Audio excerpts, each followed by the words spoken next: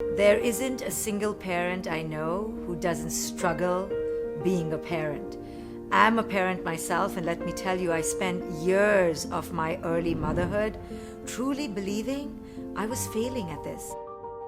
I really thought I was a bad parent, and it's only when I began to understand why I had those feelings that I began to realize the reason I thought I was bad is because I believed I needed to create a certain kind of superstar child.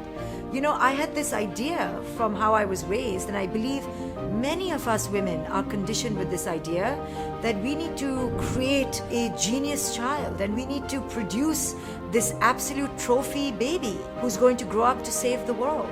And it's because of that pressure that we have as women especially and as parents that we begin to contour our children to fit that expectation so that we can feel good as parents, so that we can feel worthwhile as human beings. And this is a completely toxic idea, a belief system that needs to be put to its end right away, because it's creating a deep anxiety in us parents that we then pass on to our children. Because we feel like we need to be amazing, because we feel worthless as human beings, we then push our children to give us a sense of worth.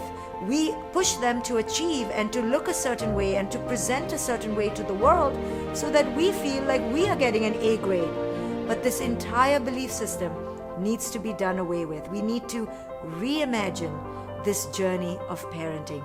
We need to understand that we are neither good nor bad. Such labels shouldn't be put on ourselves as human beings, certainly not on ourselves as parents, so that we don't put these labels onto our children. Parenthood is not a destination. It's not this idea of perfection. Parenthood is a journey.